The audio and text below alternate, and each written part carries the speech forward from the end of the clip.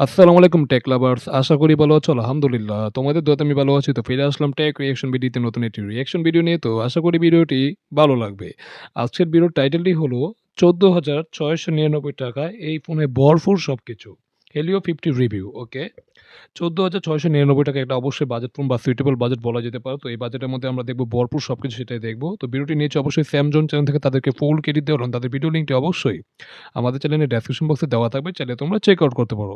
তো চলো বেশি দেরি না করে আজকে ভিডিও কার্যক্রম শুরু করি। 1, 2, 3 ৳১৫,০০০ প্রাইস পয়েন্টটা আমাদের দেশের জন্য খুবই ওয়াও! সুইটেবল। এর আগেও আমি অনেকবার বলেছি এবং এরকম প্রাইস পয়েন্টে আমাদের দেশের বিভিন্ন ব্র্যান্ডেই প্রচুর পরিমাণে স্মার্টফোনগুলো লঞ্চ করে থাকি। কিন্তু এটা একটা ৳১৫,০০০ ফোন বাট ডিজাইনটা দেখো যদিও ক্যামেরা শিপটার ডিজাইন অবশ্যই আইফোন থেকে নেওয়া আইফোনের কপি বাট ডিজাইনটা কিন্তু বেশ এটা মানে ৳১৫,০০০ ডিজাইনের মতো মনে হচ্ছে না বাট সিম্পলের মধ্যে একদম গর্জিয়াস মনে হচ্ছে, হ্যাঁ? তো ডিজাইনটা বেশ সুন্দর, খারাপ না। তো চলো ভিডিওটি প্লে করি। কোনো না কোনো জায়গায় কমতি বেশি এরকমটা দেখা যায় আরকি। বাট এই যে ডিভাইসটা Helio 50 এইটা মোটামুটি সব জায়গায় না পারফেকশন নিয়ে আসার ট্রাই করেছে। ওকে। ১০৮ মেগাপিক্সেলের মেইন শুটার আছে, এটাতে ফুল এইচডি প্লাস রেজোলিউশনের 90 ওয়াও, হার্টজের ওয়াও, ডিসপ্লে ওয়াও! আছে। প্রসেসরটাকেও খারাপ বলতে ১০৮ মেগাপিক্সেল আমরা মানে মেইন সেন্সর পাচ্ছি প্লাস 90 হাজার রিফ্রেশ রেট ফুল এইচডি পাচ্ছি ভাই। ফুল এইচডি ডিসপ্লে মানে যেটা কিন্তু আসলে একটা গুড সাইন। আর ৫ হল কাট অফ পাচ্ছি যেটা কিন্তু আসলেই মানে অবশ্যই ভালো। তো চলো ভিডিওটি প্লে করি। পারছেন না MediaTek Helio Z88 এর মতো হ্যাঁ, প্রসেসর পেয়ে অবশ্যই যাচ্ছেন এটা ভালো। এরকম প্রাইস পয়েন্টে 5000 mAh এর ব্যাটারি ওকে, এবং রয়েছে 33 ওয়াটের চার্জিং সিস্টেম। ওকে। আবার ডুয়াল স্পিকারও পেয়ে যাচ্ছেন। ওয়াও! তো সবকিছু মিলে বাই দ্য ওয়ে এটার ডিসপ্লেকে প্রোটেকশন করছে Corning Gorilla Glass। তো নাইস। সবকিছু মিলে বেশ গুছানো টাইপের একটা এটা যে এটা ৳১৫,০০০ প্যাকেজ দেখে মনেই হচ্ছে না ভাই। ৳১৫,০০০ টাকার মধ্যে এখানে ভরপুর দেওয়ার চেষ্টা করেছে। ঠিক আছে? যেটা কিন্তু আসলে একটা গুড সাইন। মানে চিপসেটটা বলো বা তোমার কি বলো ক্যামেরার সেটআপটা বলো এটা ঠিকঠাক আছে। বা ডিসপ্লেটা বলো ফুল এইচডি প্লাস পাচ্ছি যেটা কিন্তু আসলেই গুড সাইন। তো ওভারঅল বলা যায় ৳১৫,০০০ মানে ৳১৫,০০০ র মধ্যে কি এটা আসলে একটা কিং বলা যেতে পারে। চলো ভিডিওটি এবার প্লে করি। প্যাকেজ মনে হচ্ছে না। বাট আমাদের কাজ হলো ফাইন্ড আউট করা এর ভালো দিকের পাশাপাশি খারাপ দিকগুলো কোন জায়গায় কমতি রয়েছে। সেটাই। কোনো কিছুই পারফেক্ট হয় না আপনারাও জানেন। হুম। তো এর ক্ষেত্রেও ভালো মন্দ উভয় দিকেই আমরা পেয়েছি। সুতরাং সবকিছু জেনে বুঝে তারপরেই না হয় আপনার পারচেজ ডিসিশন মেক করেন। ওকে, ওকে। হ্যালো এভরিওয়ান, স্যামসাংয়ের আরো একটি ব্র্যান্ড নিউ ভিডিওতে আপনাদেরকে অনেক অনেক ওয়েলকাম। যারা আমাদের ভিডিওগুলো রেগুলার দেখেন কিন্তু সাবস্ক্রাইব করেন না, রিকোয়েস্ট থাকবে সাবস্ক্রাইব করার জন্য। আর ভালো মন্দ কেমন কি লাগলো সেটাও কমেন্ট করে জানাতে ভুলবেন না। বাংলাদেশ মার্কেটে এই ডিভাইসটা দুইটা ভ্যারিয়েন্টে লঞ্চ করা হয়। ৮ 128GB ৬ 128GB ভ্যারিয়েন্ট। ৬ 128GB ভ্যারিয়েন্টের দাম হলো ৳১৪,৬৯৯ পরবর্তী ভ্যারিয়েন্ট ৳১৫,৪৯৯ ওকে। আমি বলবো আপনার বাজেট যদি একটু বেশি থাকে আপনি বড়টা নেওয়ার ট্রাই করবেন। সেই ক্ষেত্রে আপনি র্যামটা বেশি পেয়ে যাচ্ছেন এবং এট এ টাইম বেশ কিছু অ্যাপ্লিকেশন নিয়ে কাজ করতে সুবিধা হবে। তো ফোনটার ডিজাইন নিয়ে যদি ফার্স্টে বলতে যাই, এটার ডিজাইনটা ভালো লেগেছে টু বি অনেস্ট। হাতে হুম। নিলে মোটামুটি একটা প্রিমিয়াম ফিল দেয় এরকম সেটাই প্রাইস। মানে এই ৳১৫,০০০ মানে প্রাইসের মধ্যে এটা যেটা ৳১৫,০০০ প্রাইসের ফোন দেখে মনেই হচ্ছে না। অবশ্যই ক্যামেরা হিসেবে ডিজাইনটা অবশ্যই আইফোন থেকে নেওয়া বা আইফোনের কপি বলা যেতে পারে। বাট ডিজাইনটা দেখো একদম নরমালের মধ্যে সিম্পলের মধ্যে একদম কি মানে খুবই গর্জিয়াস আছে যেটা কিন্তু দেখে খুবই ভালো লাগছে। যেটা এক কথায় আসলে ইমপ্রেসিভ এই আরকি। তো চলো বিউটি প্লে করি। পয়েন্টের একটা ফোন হিসাবেও এই ডিভাইসটা টোটালি স্কোয়ার শেপের, তবে হাতে হুম, নিয়ে ওই হাতে যে লেগে যায় এরকম কিন্তু না। মানে কর্নারগুলো একটু হালকা, এজগুলো একটু রাউন্ড কার্ভ করা। করা আছে আর কি। আচ্ছা, আচ্ছা। ব্যাক প্যানেলটা একদম গ্লাসের মতো লাগলেও এটা প্লাস্টিকেই তৈরি, তবে গ্লাস্টিক টাইপের একটা ফিল দিচ্ছে। হুম, এর হুম, সাথে থাকা অবশ্যই। কেসটা আপনারা ব্যবহার করতে পারেন। বাই দ্য ওয়ে ওরা যে কেসটা কেসটা দিয়েছে এইটা কিন্তু একদম বলা যায় মানে খুবই প্রোটেক্টিভ। হুম। পড়ে গেলেও ভেঙে ভেঙে যাওয়ার পসিবিলিটি। আচ্ছা কেসটা হলো আমরা পানি কালারের পাচ্ছি যেটা আমার মোটেও পছন্দ না। যদি এটা একটা ব্লাক কালারের কেস দিত বা অন্য কোনো কালারে দিত তাহলে আসলেই ভালো হতো। বাট এই হোয়াইট কালারের কেসগুলো নাকি খুব তাড়াতাড়ি নোংরা হয়ে যায় বা খুব তাড়াতাড়ি কি নষ্ট হয়ে যায়। যেটা কিন্তু একটা আসলেই সমস্যা। বাট যে কেসটা দিচ্ছে এটা মোটামুটি মনে হচ্ছে শক্ত টাইপের একটা কেস। তো অবশ্যই মোবাইল থেকে যদি পড়ে যায় তাহলে তোমার মোবাইলটা অবশ্যই ভালোভাবে কি মানে সুরক্ষা করবে বা রক্ষা করবে যেটা একটা গুড সাইন। বাট কালারটা যদি চেঞ্জ করতো তাহলে আসলেই ভালো হতো। তো চলো বিউটি এবার প্লে করি। একদমই নেই বললে চলে, কারণ এটার এই যে সাইডে একটু বাম্পার টাইপের একটা কিছু হ্যাঁ, দেওয়া আছে। সেটাই। বডি ফ্রেমটাও প্লাস্টিকের তৈরি। আচ্ছা, সাইড আচ্ছা। মাউন্টেন ফিঙ্গারপ্রিন্ট স্ক্যানার আছে, পজিশন ঠিকঠাক, ফাস্ট একুরেট অ্যানিমেশন হালকা ডিলে পাবেন, ওকে। যেটা এরকম প্রাইস পয়েন্টের ফোনে ম্যাক্সিমাম আমরা দেখি। এটার আছে এবার ডুয়াল আচ্ছা। স্পিকার, স্টেরিও সাউন্ড পাচ্ছেন এর থেকে, ওয়াও, ওয়াও! পাশাপাশি এখানে সেকেন্ডারি নয়েজ ক্যান্সেলেশন মাইক রয়েছে। ওয়াও! আবার 3.5 মিলিমিটার হেডফোন জ্যাকটাও আমরা এতে পেয়েছি। ইমপ্রেসিভ ভাই, ইমপ্রেসিভ। আমরা এখানে ডুয়েল স্টুডিও স্পিকার পাচ্ছি যেটা কিন্তু ভাই এই বাজেটে ভাই কি মানে এটা আসলে মানে ভাবাটা কি একটা অকল্পনীয় ব্যাপার। মানে আমরা ডুয়েল স্টুডিও স্পিকার পাচ্ছি প্লাস হেডফোন জ্যাক পাচ্ছি প্লাস কি মানে আবার সম্ভবত আইআর সেন্সর বাটন পাচ্ছি যেটা কিন্তু আসলেই গুড সাইন। তো ওভারঅল বলা যেতে পারে এটা কি একটা আসলে ইমপ্রেসিভ একটা ব্যাপার। মানে আসলে ইমপ্রেসিভ। আমরা বাজেট ফোনেও কি মানে অনেক সময় ২৫, ২৬, ৩০,০০০ টাকার ফোনে অনেক সময় ডুয়েল স্টুডিও স্পিকার পাই না। সিঙ্গেল স্টুডিও দিয়ে দেয় মাঝে মধ্যে।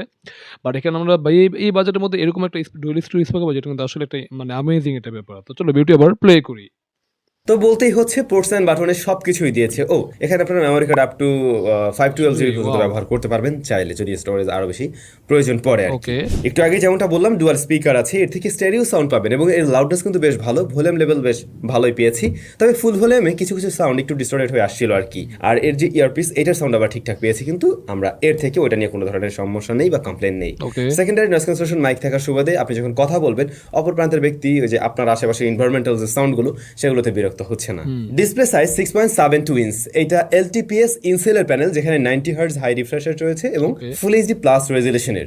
আমরা এটার ব্রাইটনেস ইনডোরে মোটামুটি ভালো পেয়েছি, আউটডোরে একদম সুপার কমফোর্টেবল লাগেনি। তবে একেবারে স্ট্রাগল করে দেখা যায় না এমন না, এটাতে 500 নিটস পিক ব্রাইটনেস আছে, চালানোর উপযোগী আর কি। চিন বেজেল অ্যাভারেজ আছে, এটা ন্যারো বা সুপার ন্যারো টাইপের কিছু না। বাজেট হিসেবে চিন বেজেল ঠিক আছে, যদিও লোয়ার বেজেলটা অনেকটাই মোটা, বাট ৩ দিকে বেজেল মানে চিনগুলো বা বেজেলগুলো কি একটু সিমেট্রিক্যাল মোটা রাখছে এই আরকি। মানে মোটামুটি একটু থিন রাখার চেষ্টা করছে এই আরকি। বাট আরেকটু থিন হলে আসলে ভালো হতো, বাট লোয়ার বেজেলটা একটু বেশি মোটা, যেটা একটু কি থিন করা যেতে পারতো এই আরকি। তার ওভারঅল বাজেট হিসেবে ঠিকঠাকই আছে। আর পানসোল কার্ডটা আমার কাছে আই থিংক বাজেট হিসেবে ঠিকঠাক আছে, বেশি বড় না বেশি ছোট না, ঠিকই লাগছে। হ্যাঁ? তো ওভারঅল এটা ঠিকই আছে। আমরা কিন্তু ফুল এইচডি প্লাস ডিসপ্লে পাচ্ছি, যেটা কিন্তু আসলে একটা গুড সাইন। তো এই বাজেটে কি আমরা ফুল এইচডি অনেক সময় পাই না। তো যেটা আসলে একটা কি আসলে আমেজিং একটা ব্যাপার। তো চলো ভিডিও এবার প্লে করি।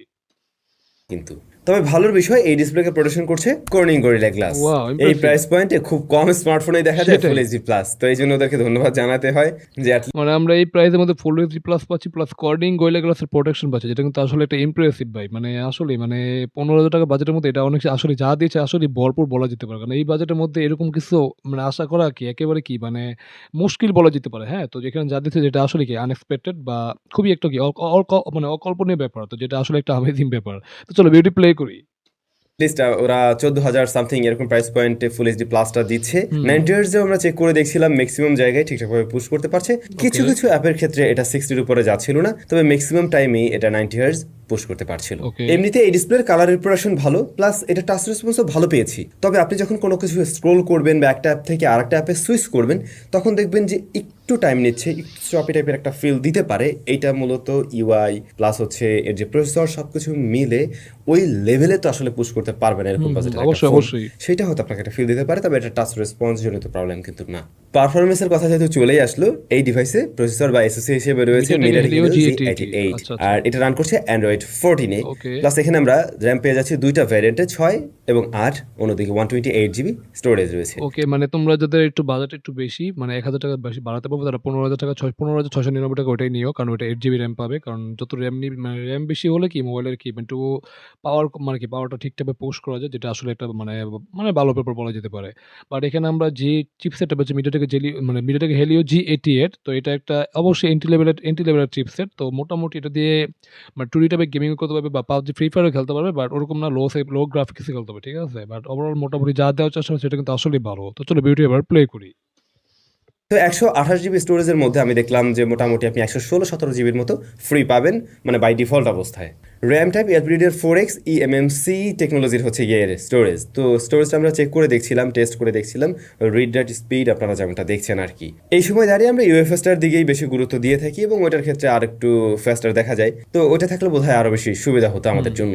MediaTek Helio G88 বলতে পারেন G85 থেকে কিছুটা এগিয়ে থাকে, ডে টু ডে টাস্ক সামলাতে পারবে, গরম হয় না এই প্রসেসর খুব একটা। অ্যাপ ওপেন ক্লোজে যেমনটা বলছিলাম যে একটু টাইম নিতে দেখবেন হয়তো। এটা মূলত ফুল এইচডি প্লাস রেজোলিউশনের একটা প্যানেল যেখানে 90 হার্টজ রয়েছে। তো এই সব কিছুকে হ্যান্ডেল করতে গিয়ে এর প্রসেসরের উপরে মোটামুটি একটু প্রেশার পড়ে, সেটা বোঝাই যাচ্ছে। তবে একদম ল্যাগ, হ্যাং করে বসে থাকা, ফ্রিজ হয়ে যাওয়া এই জাতীয় প্রবলেম কিন্তু দেখায়নি একবারও। আমাদের এই রিভিউ ইউনিটে আমরা অ্যাট এ টাইম 5-6টা অ্যাপ্লিকেশন রান করে দেখছিলাম। এর মাঝে ভারী অ্যাপও ছিল, ইভেন গেমও ছিল। তো দেখলাম ব্যাকগ্রাউন্ডে রান করে রাখতে পারছে, ইভেন ব্যাকগ্রাউন্ডে থাকা অ্যাপ বেশ কিছুক্ষণ পরেও আমি রান করে দেখছিলাম সেগুলোকে ধরে রাখতে পারছে। র্যাম ম্যানেজমেন্ট মোটামুটি ওকে আছে এই ডিভাইসের। তবে আপনি যদি আরও বেশি সংখ্যক অ্যাপ নিয়ে চালাতে চান সেক্ষেত্রে আপনি দেখবেন যে প্রথম দিকে যেগুলো ওপেন করছিলেন সেগুলো হয়তো ক্র্যাশ করতে পারে বা রিস্টার্ট নিতে পারে। গেমিং, হ্যাঁ এটা দিয়ে টুকটাক গেমিং করা যায়, যেমন ধরুন পাবজি, ফ্রি ফায়ারের মতো গেমগুলোতে চলছে। তবে একদম সর্বোচ্চ সেটিংসে খুব একটা ভালো রেজাল্ট দিতে পারছিল না। অ্যাকশন মোমেন্টে গিয়ে ল্যাগ দেখাচ্ছিল দুটো গেমের ক্ষেত্রেই।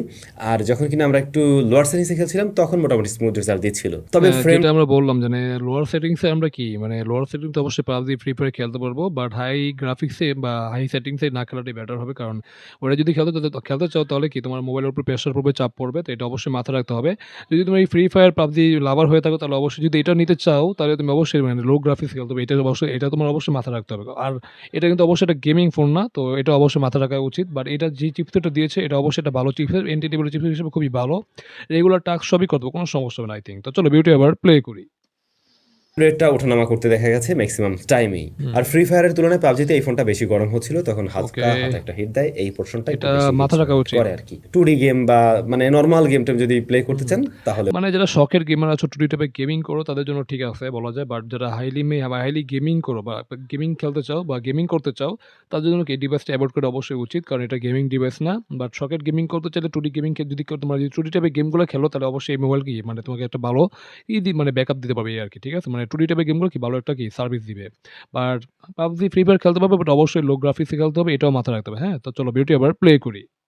ওকে আছে, সময় কাটানোর জন্য ঠিকঠাক আছে। ও বাই দ্য ওয়ে, ইউআই নিয়ে তো বলা হলো না। এর ইউআইটা এমনিতে কিন্তু বেশ ক্লিন, খুব একটা হিজিবিজি করে রাখা হয়নি, দু একটা ব্লোটার পাবেন। এর বাইরে মোটামুটি ক্লিন আছে এবং প্রয়োজনীয় ফিচারগুলো ওরা দেওয়া ট্রাই করছে। পাশাপাশি এই যে পাঁচল কার্ডার থেকে আমরা ডাইনামিক আইল্যান্ডের মতো অপশন পেয়ে যাচ্ছি, এরকম সুব্যবস্থা আছে আর কি কিছু কিছু। ক্যামেরার রিয়ারে 3টা শুটার আছে। মেইন শুটার 108 মেগাপিক্সেল, দ্বিতীয় শুটার হচ্ছে গিয়ে ম্যাক্রো শুটার 2 মেগাপিক্সেল, এরপরে একটা এআই শুটার অথবা ডেপথ সেন্সর রয়েছে আর কি। Front facing camera 32 megapixel. Wow, তো যেহেতু wow. এখানে আমরা দেখতে পাই 108 মেগাপিক্সেলের শুটার, ভাই আমরা ফ্রন্ট ফেস ক্যামেরা পাচ্ছি 32 মেগাপিক্সেল, যেটা কিন্তু আসলে বাজেট হিসেবে কি এটা অকল্পনীয় ব্যাপার। এই বাজেটে আমরা 5 মেগাপিক্সেল বা 8 মেগাপিক্সেলের ক্যামেরা পেয়ে থাকি বর্তমানে, বাট আমরা 32 পাচ্ছি, যেটা কিন্তু আসলে এটা গুড সাইন।